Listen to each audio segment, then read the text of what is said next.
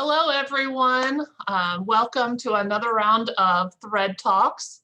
As we're allowing people to come into this Zoom session, I wanted to give you a layout of what's ahead after our Thread Talks this hour.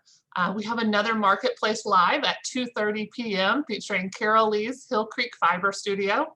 And don't miss a studio tour with Daryl Lancaster at 4 p.m., followed by another Marketplace Live with Sketch Looms at 5:15 p.m. And then catch up with our editor, Sally, of the Shuttle, Spindle, and Die Pot magazine at 6 p.m. And then we conclude the night at 7:30 p.m. Eastern with a panel discussion on this year's 2020 Handwoven Kitchen Towel Exchange. And as a reminder, if you haven't signed up for the fashion show that will be held on Sunday, we encourage you to do so. First up in this hour's Thread Talks, we have Roy Clemes, and he is going to be presenting on the Shave 'em to Save 'em initiative from the Livestock Conservancy. Without further delay, here we go to Roy. And we're going to spotlight him. Take it away, Roy. All right, thank you. So welcome, everybody. I'm going to talk for about 10 to 15 minutes here about the Shave 'em to Save 'em initiative from the National Livestock Conservancy. And this is a relatively new program. Just within the last couple of years it got started. So I should give a shout out to Amy Manko from the Ross Farm in Pennsylvania, as well as Deb Robeson, who is an international spinning and livestock instructor. They were both instrumental in getting this program off the ground and coordinating it with the National Livestock Conservancy. And the point of the program is to get people working with some of our heritage breeds. Everyone's familiar with Merino. A lot of people know BFL if you like it in your sock yarns and things like that.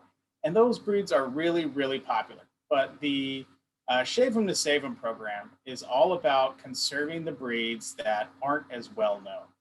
And these are breeds that are on the endangered list. There's 5 different categories, and I'll show you those categories and which breeds fall into those categories in just a minute. But the whole point of the program is to get people working with these fibers and experience all the different things that you can do with these fibers from these animals. And each one of them has different and unique qualities. And so I've got a handful of different breeds here, fleece from different breeds on the table. So I'll talk about those after I do a little bit of a program overview. But the first thing I want to show you is I'll do a screen share here, and I'll take you to the the Livestock Conservancy website. One second here. Whoop. And there we go. Oh, okay, it cut out. Give me 1 second. I'm sorry. Get back into Zoom. And do a screen share. There we go. Start broadcast. Okay, so this should give you. Is that coming up? It connects and then unconnects. Okay, give me 1 second. I'm sorry. If it doesn't work on the third time, we'll just reboot. I'll do all the talking. Okay, share content. And let's try something different. I will go to rarewool.org, which is the website that they have. And it doesn't want to be made. Okay, all right.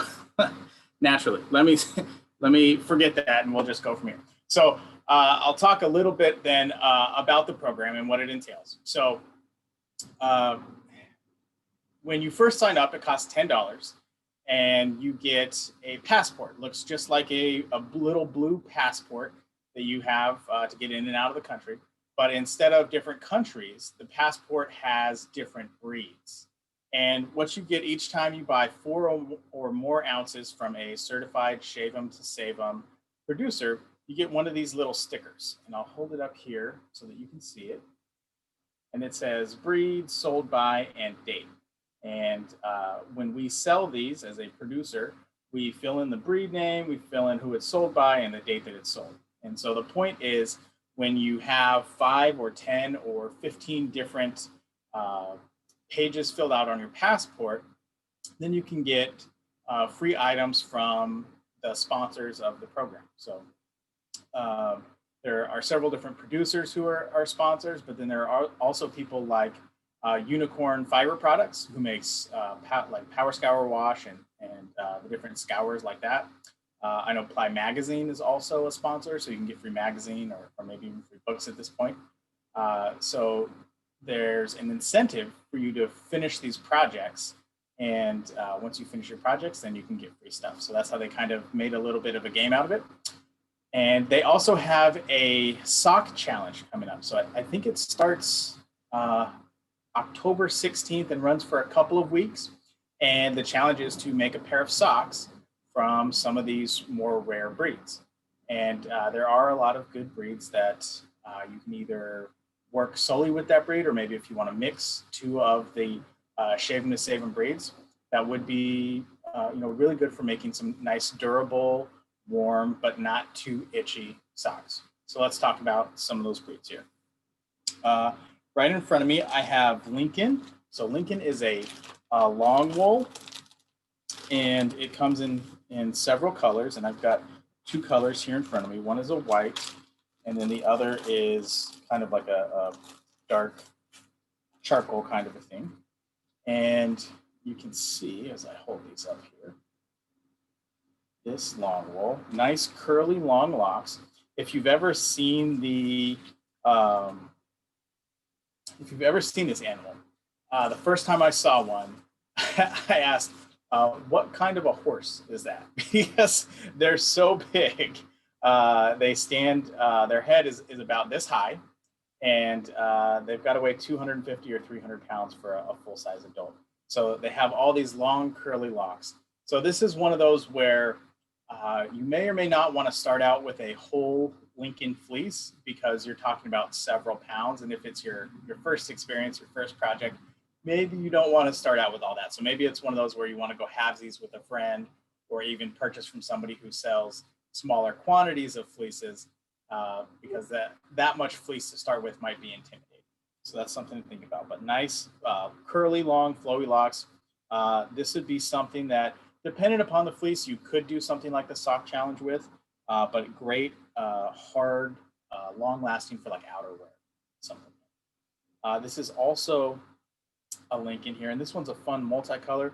You can see it's got some brown out at the tips, and then it kind of goes to a gray. So there's a lot of variety in this Lincoln breed, and typically you're looking for, if it's a full size, a full year's clip, anywhere between 6 to 9 inches is kind of the norm on those.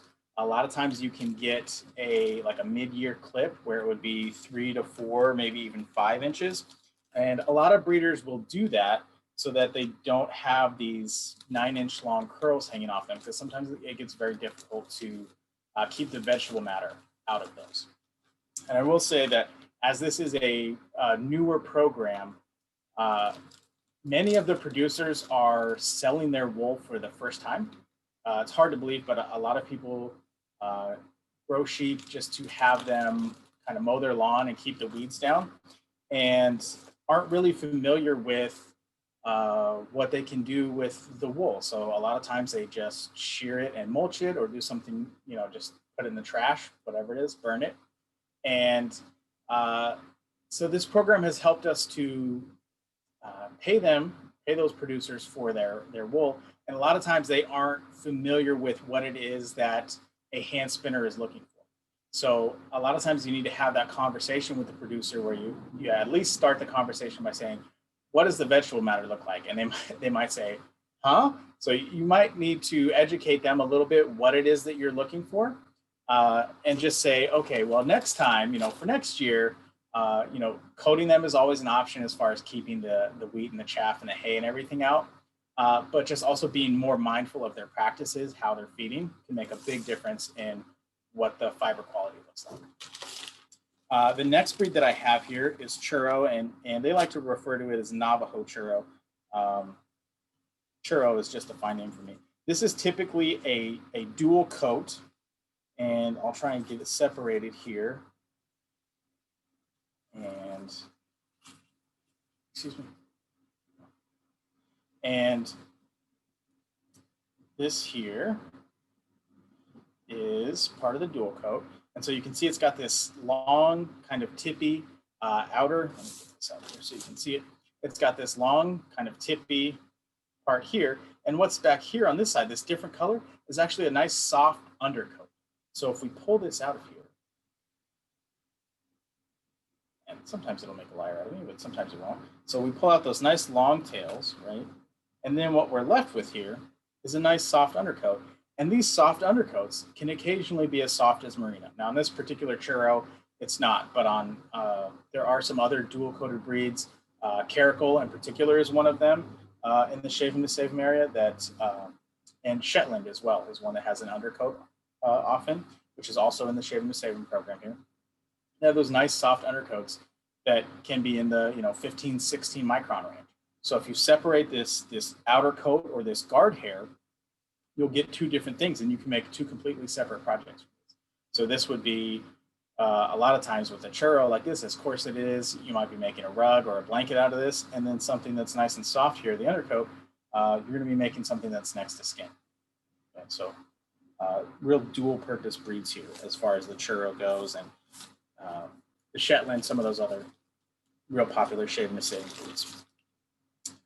The next one that I'll talk about, let's talk about CVM. I like that one because it's not only is it one of the newer breeds, it's on the finer side of things. So if you're looking for, making a shawl or something that you want to wear real close to skin, that's a fun one. And also because the name CVM stands for California Variegated Mutant. And this one is an offshoot of the Rommeldale breed. So you'll see a lot of times it'll be marked as CVM/Rommeldale. And it's a fine wool, not quite as fine as merino, but I think it's a little hardier, a little sturdier. But it does have a lot of crimp. I'll hold that up there so you can see it. It's got a lot of snapback. When you pull it out, they like to just snap back. Very soft, very fine, lots of colors. Because in the name is variegated mutant. And what that means is in the Rommeldale breed, they were breeding exclusively for white sheep. They wanted the white fleece to make blankets. And they started to find some of these that had color in them. So they set those aside. And they took all the ones that had color and they set them aside. And they bred those and just continued to breed this particular flock. And they created a whole new breed director. So CVM and Rommeldale, very, very close as far as their characteristics go. The Rommeldale tends to be white. The CVM tends to be the colored one. Not even going to get into the whole thing where the two different breed registries might combine again. It's very complicated when all these things come together. But that's a fun one. CVM, if you're looking for something on the finer side of things. And I'll talk about Leicester Longwool here. And this is, again, kind of as the name implies, it's a long wool. It does typically have a lot of sheen to it. And this one you can see, this is a mid-year clip. It's about 6 inches long is all. So it's not overly long. It's got good spring to it. Again, these are larger animals like the Lincoln is. So these fleece tend to be kind of big. You're looking at sometimes, a 6, 7, 8 pound fleece with a bunch of 6, 7, 8 inch, long locks on them. So lots of curls. If you're a felter, this is going to be one of those that you'll like. Teeswater is another breed that was just recently added to the critically endangered list. And that's another one that has very curly locks on it. The Teeswater is typically only white. I haven't seen them in any other color. And here's another Leicester Longwool. Again, this is more of the long and flowy kind of locks as compared to the CVMs, which is more of that really crimpy, very soft and fine like the merino is. So again, this is going to be another mid-year clip like I was talking about before. They got halfway through the season and said, okay, it's going to be too hard for us to keep all the chaff and hay out of our animals if we let them grow for a whole year. So they cut these mid-year. And you can see it's kind of hard to see, but you can see there's a little bit of sheen to it. So if you want to add length and strength to any blend that you have, think about whether these Leicesters or Lincolns. The Teeswaters are great for that as well. And speaking of the sock challenge that I mentioned earlier, This is a fun breed. It's called Tunis, and it is from Tunisia, which is why it's named that way. Often called the American Tunis breed because we brought them over, and then with them being separated from the kind of the native flock, we created our own whole different breed. And this one is, again, going back to more like that CVM, very soft, very fine, lots of print. And the reason I mention it for socks is look at, when I let go of that, look at the spring back. It's already shocked a little bit, but it just snaps right back. So this one is good. Lots of elasticity to it, lots of good wear quality to it. So, and that's just a few of them. And I believe that's all the time that I have. Places that you can find out more about this. I'm sorry that I couldn't get the website up and going. Rarewool.org, RAREWOOL.org is the place to find out more. That'll automatically take you to the homepage for the National Livestock Conservancy and the Shaving to Save Them initiative. Thank you so much, Roy. You're welcome. Thanks for having me on. We'll be sure to put those links in the chat for anyone who needs them. And now we're going to turn it over to Adrienne Sloane. She is going to be sharing a little bit about her project entitled Knitting the News and Other Stories. Please bear with us as we get Adrienne loaded. There she is.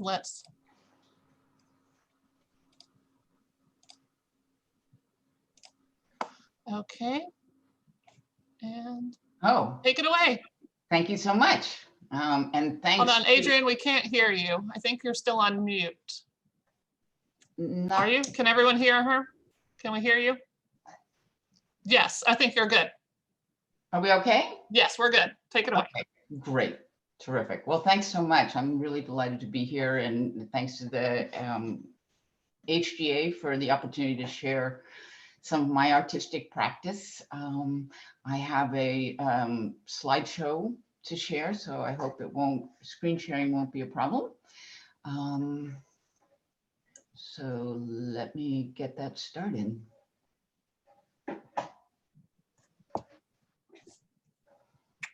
Perfect, we see it. Do you?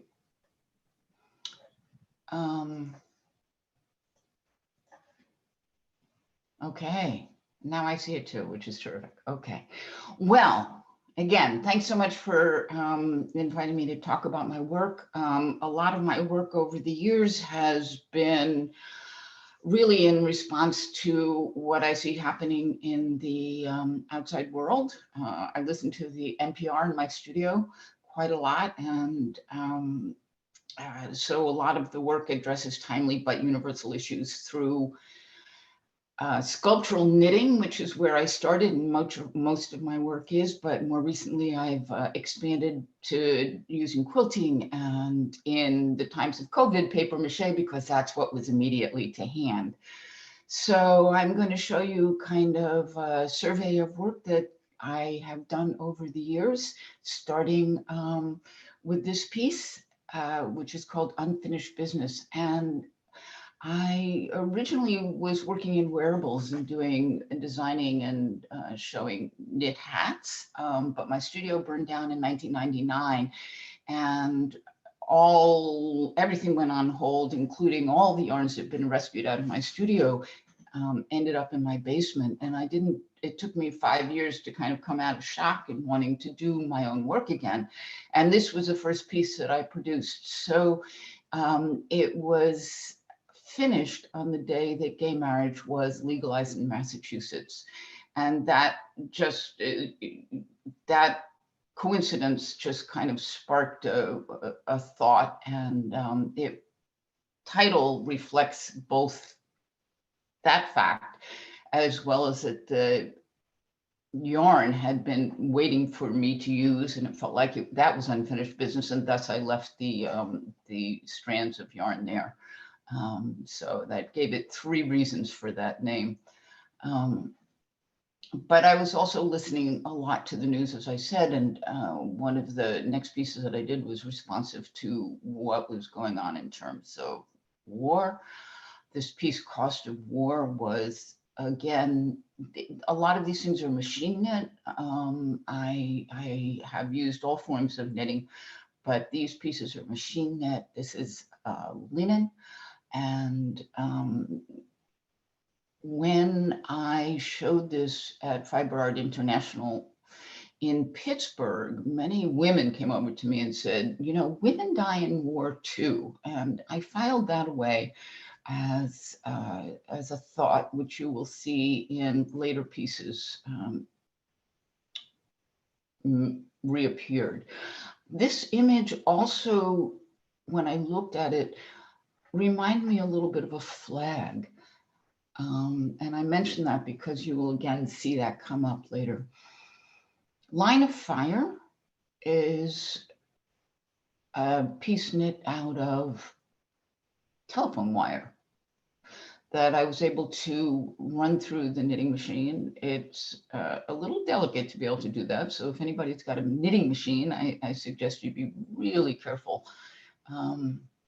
But it is possible to run a very fine gauge wire through the machine. You can see it a little bit more clearly in this close-up. Again, as you can tell, this is an anti-war piece, as is this, from the same kind of wire. I initially knit a teapot, actually, and it sat in my studio for really a long time before I adorned it with these, with the red, white, and blue, which is so iconic. And when we think about our country and also the flag, of course, and the flag is such an iconic image that I started to use it quite a lot, as you will see coming up. Harking back to the cost of war piece, I used the same pattern here for the fronts of the bodies. This is in wire, and because it's in wire, it expresses the shape differently. However, you will see here that I also included women's bodies, and that was in direct response to the comments that I mentioned earlier. And this again uses the same pattern. I used, these were patterns obviously that I designed, but I think you can see that in this one, the bodies are composed of stripes of the flag. I was gratified recently that this was accepted into the collection of the Fuller Craft Museum in Brockton, Massachusetts. When Obama ran, this is my one really upbeat piece, and that's not to say that I don't have others, but I'm showing you kind of a particular lens of work through a particular lens. But that really felt joyful to me, and I made this piece a necklace and bracelet that I spent several months between the election and the inauguration trying to see how many degrees of separation I was from Michelle Obama. And that was really a fun project to see if I could somehow get this in front of her eyes so that perhaps she would wear it to one of the inaugural balls. It's a much longer story, but I failed, and I actually wore it myself at home in celebration that night.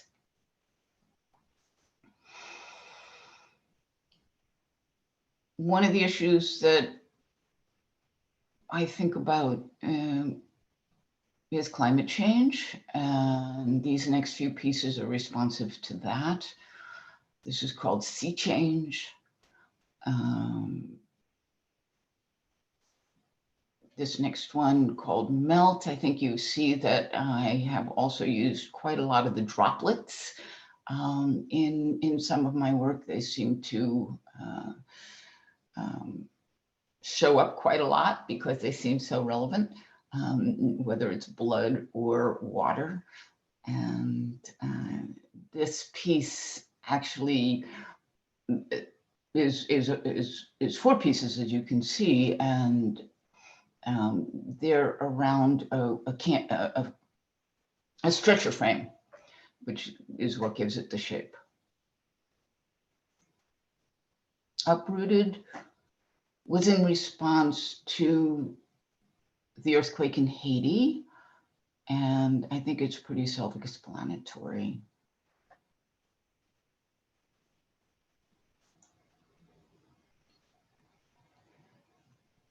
So back to the flag imagery. I have done 4. I think this is the second one. And this in 2011, 2012, Congress was in a complete mess, non-functional, like being tied up in knots. And this was my visceral response to all of that. I showed it to students I had at a Maine weekend at Haystack, and they encouraged me to put this on a postcard and send it to all members of Congress. And I thought that was such a splendid idea that that's what I did. So I had these postcards printed, and I also took language from our founding documents and changed the language to reflect fiber terms so that it actually says, "We the people respectfully demand that you stop tying the country up in knots and attend to knitting together a national fabric of domestic tranquility for a more perfect union." And I sent these to all members of Congress and got very little response, as you can imagine. However, I was also handing them out to people who wanted to send their own postcards. I called this project Lobby Congress with Art. Another work that felt relevant to that same issue, all of these talking heads. This is actually knit. It's I-cord that I have threaded wire through so I could create these forms.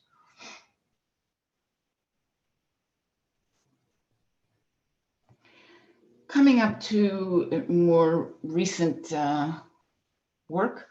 This is 2017 after the inauguration. Usually you have a honeymoon period. It didn't feel much like a honeymoon period to me. So I have installed this where I've been able to kind of do a wall count of the number of days past the honeymoon, that first 100 days.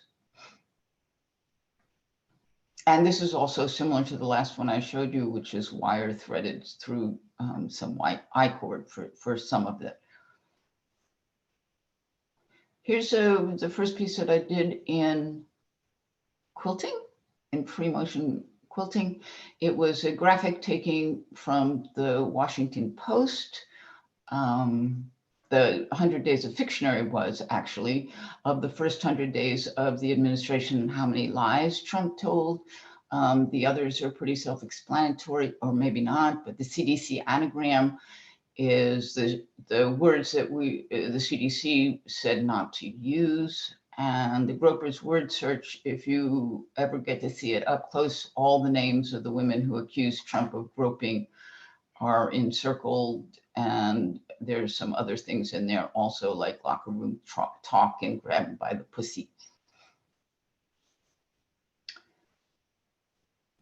The unraveling is a flag that I knit and am unraveling against the backdrop of the Constitution. And I've been trying to do it more or less in time with the length of the administration. In other words, the flag was meant to be half gone by the 2 years into this administration, and my intent was to unravel it all the way. If he makes it all the way through, it really reflects my feeling about what's going on with this administration. And most recently, it has been in quarantine in my state senator's office because it was last shown in the Massachusetts State House, and I was supposed to be picking it up at the end of March, and we went into lockdown, and it just seems like it's in a perfect place for the duration. Another project that I've done is taking American flags with me when I've traveled and asking people in the various places that I've been if what message they have to send to America. And these were flags that reflect what people had to say to us.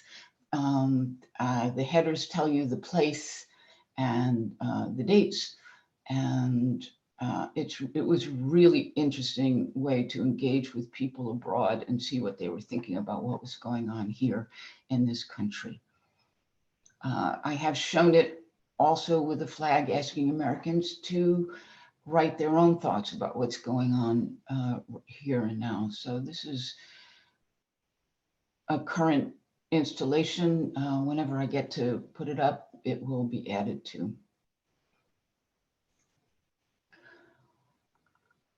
This is a very provocative piece, I know. I was asked to be in a rope show. I don't normally work with rope. As you see, I have been working with the American flag. I didn't know what to do, and I went through a list of sayings that are used with rope, and at the end of my rope really spoke to me, and it is now currently up in an online show at the Watson Institute for International Politics at Brown University, and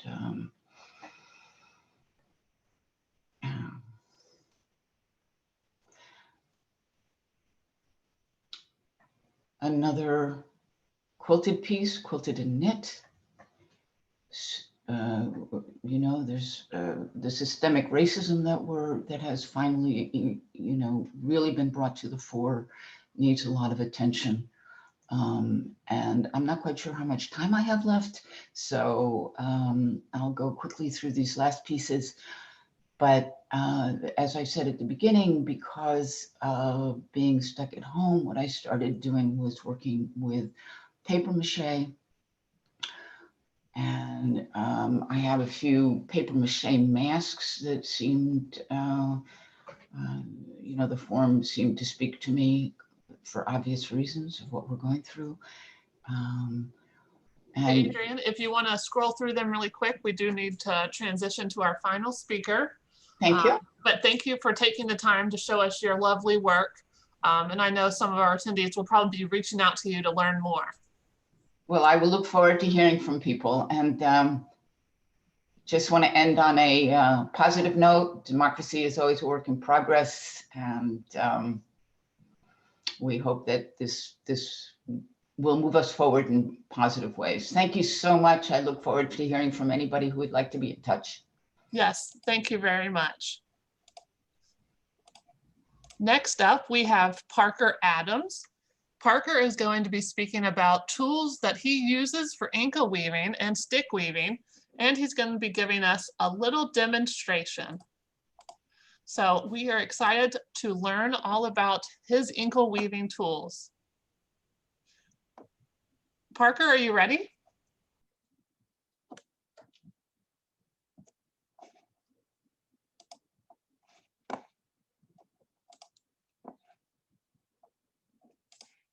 Parker, can you hear me?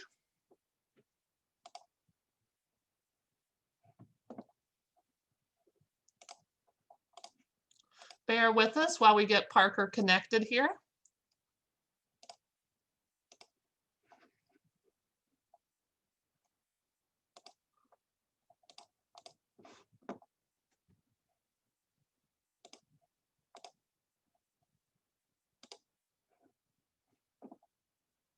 While we work to get Parker connected, I do want to remind you of our upcoming events. We have, following this last presentation, we will have another Marketplace Live featuring Carol Lee's Hill Creek Fiber Studio at 2:30. And then the wonderful Daryl Lancaster will be giving us a studio tour at 4 p.m. Let's see. Parker, can you hear us? Can you start your video?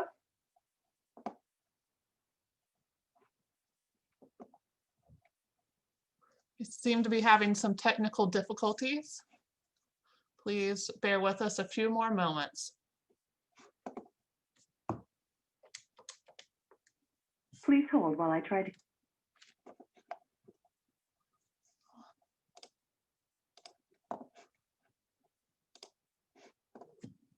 Hi, everyone. Just so I turned my camera on so you can see one. Okay, we have Parker. Let's go ahead and see. We're going to try to unmute you. Can you unmute, Parker? There we go. Are you there?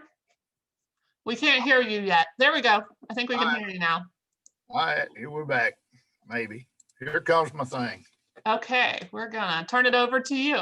Okay, I'm going to start out with talking about weaving sticks. Something I got introduced to in 2013 by a lady by the name of Teresa. I never heard of weaving sticks, but is amazed by what you can do on something so simple as some dowel rods cut into sticks. And I want to show a short video, let her do the actual demo with it. And it's amazing. They've been around for years, ancient. Nobody knows for sure when. Here's Teresa. These are locally made weaving sticks by Parker Adams here in Franklin, North Carolina. Hi, Parker. We're not seeing the video. You're not seeing it. There's a hole at the bottom of the weaving stick. I think you need to share your screen. Let me find share. Sorry about that. No worries. We'll work through it. All right, we'll share it here. There it Should is. be at the bottom. Share screen is green. Okay, screen share.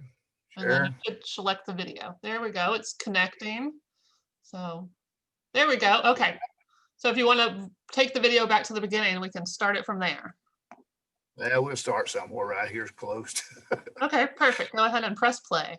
The locally made weaving sticks by Parker Adams here in Franklin, North Carolina. What makes ours unique is we use a nice strong thread through the hole at the bottom of the weaving stick. Therefore, you can actually measure out how long you want your project, tie a knot in it. They come with 6 sticks in this package. So the 6 sticks, you have your sticks based on however long. You get a ball of yarn, and then you just start weaving. And it's great for arthritic hands because then they can actually weave some. So there's the tail I'm going to stick in there just to get started. And you're just doing around the sticks, over, under, back around. And as you weave along, you pull it together and you sort of slide it down. And the nice thing about this is they've been used a lot by people in nursing homes or people that are learning to improve their hand and eye coordination. And as you can see, in a very short period of time, you've started weaving. And as you weave, you slide it down, and I'll show you the smaller sticks, which are great for children. And this one, as I'm doing, I had a project, and it was going to be fairly long. And so as I'm weaving the sticks, around the sticks, over and under, and as you get to the top, you actually just sort of twist them to slide what you've woven down the end. And what's really fun about weaving sticks is you can make all kinds of projects. My son made this little pencil bag when he was 7 years old. You can also make bedroom slippers. So here's a really nice little bedroom slipper from the weaving stick. So you just take one piece that you've woven like this, sew it together, make another piece for the bottom. I had a friend that got a blue ribbon at the fair for making a pocketbook where she just wood stitched them together to make a bag if she wanted it bigger. You can also take really nice yarn and make a wonderful scarf. Or if you want something funky and fun, you can get these really wild yarns that you can get at the craft store and make some nice yarn with that. Or if you want to just take 2 of the small sticks, kids like to make bracelets Weaving sticks are fun from very young to very old. And as you're watching TV or being bored, it's a great thing to do.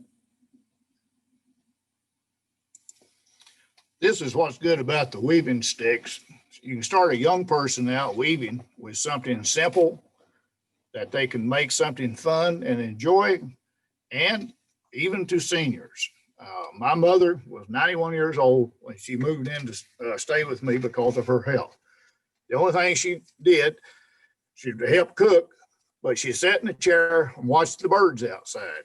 So because of the weaving sticks, she couldn't hold them in her hands because of arthritis that well. So I met and made her a different type of deal, which holds the sticks. And that is a peg weaving. And from peg weaving, she is able to sit there, occupy her mind. She'd kind of whistle to herself as she weaved, and she enjoyed it. It gave her something to do. Plus, she's getting some exercise, at least with her arms and all, and her mind, had her mind working good. Here's what it looks like. It's the same thing as weaving sticks, except you've got something holding it. Whole thing I did is I took a 2x4, drilled holes in it, took some dowel rods, cut them to the length that I wanted, made them smooth on the end, drilled the holes in them, and they stick down in. And the way it works is the same as the weaving sticks, as far as pushing it down. You can make anything from as small as you want width up to rugs, 3 foot wide if you wanted to. You can also use, instead of just yarn, rags to make rugs. And from what I understand, people use plastic bags, shopping bags, recycle them and weave them in to make like rugs and stuff for some of the homeless people.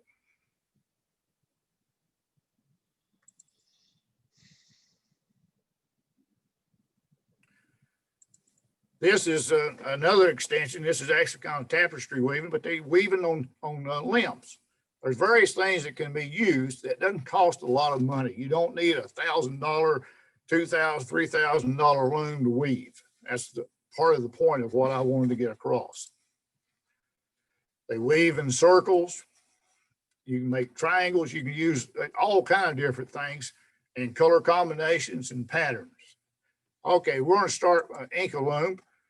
Now, Inkle loom, various ones, companies make them. They're all a little bit different. This happens to be a particular one that I have made in conjunction with Teresa next door, who does weaving. This is a very small loom, but you can get around 80 inches on it. This is the front side view. We're coming up here to the, should be the back side. The legs there. Here's the adjustment knob to keep the tension, or either put more on or loosen it. Here it is. It shows it hooked on the table, which makes it to where you can push on the tension without it coming back. And the only thing you need is the loom, your yarn, a pickup stick, and a shuttle, and you're good to go. And there's various patterns that you can do with the Inkle loom. Here shows some that has been weaved on the Inkle loom, different pieces. The Inkle loom pattern directory book there has like 400 patterns in it, tells you how to use them and samples. This is actually a one that was a pattern that was in the book. Very good close-up. This book can be found online. It costs about $30 is all it is. And here's Teresa actually giving a demo on using the loom.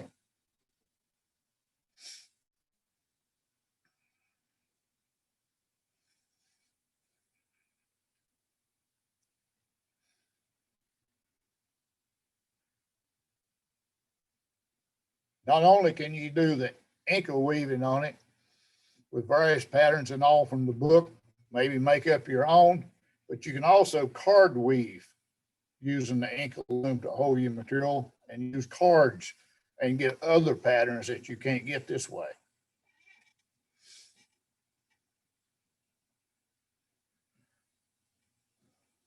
This loom is actually small enough, and there's some person that makes one even smaller.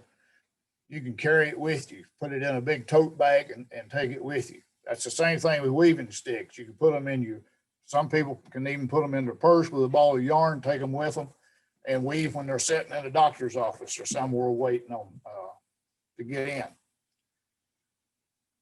So it's not something that you just have to keep at home, especially the pegs.